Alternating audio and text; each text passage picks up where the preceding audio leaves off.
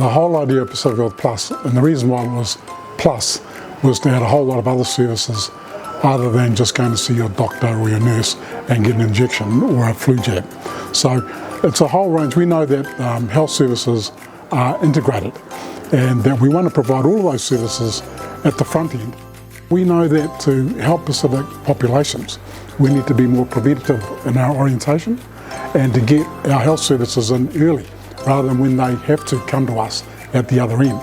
And that stage is, there's not much more we can do. So we've got to change the whole offering of having integrated services to prevent people from going to hospital rather than coming to us when they're very sick.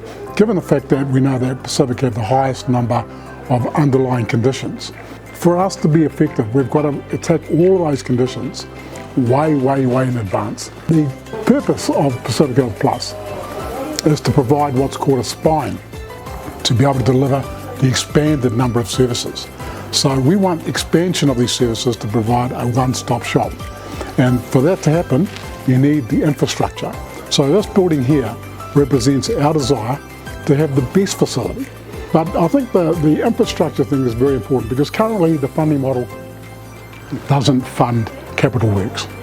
So they'll fund programs, but what happens is you can never expand significant programs if you don't have facilities like this.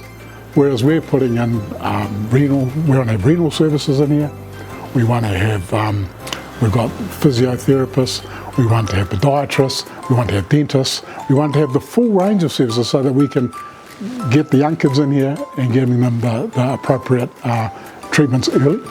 But also we know that it's tied into education, housing and jobs.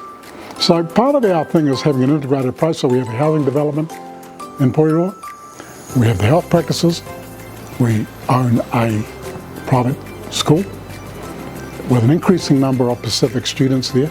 And we know that the full circle is you educate them, you give them good housing, you give them good health. This all becomes part of giving improved health outcomes. And we have to make sure that the services being provided are sufficiently broad enough that they don't just end up going down to hospital in Wellington or the Hub. We want to be able to deliver a lot of those services in advance, proactively, here at Kapiti.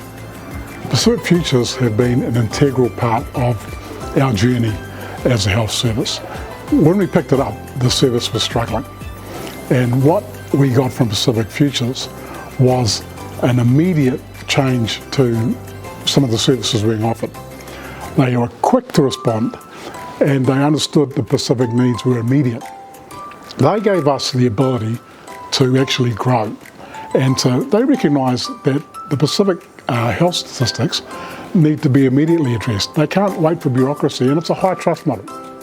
They understand what Pacific need, and that's why I love the fact that we have Pacific Futures and a Pacific Directorate which understands Pacific needs. And that's why the health reforms came about, because I think they've recognised that it doesn't work for Pacific practices. We're disadvantaged in an already disadvantaged system. And the equaliser for us is people like Pacific Futures, because they understand Pacific needs.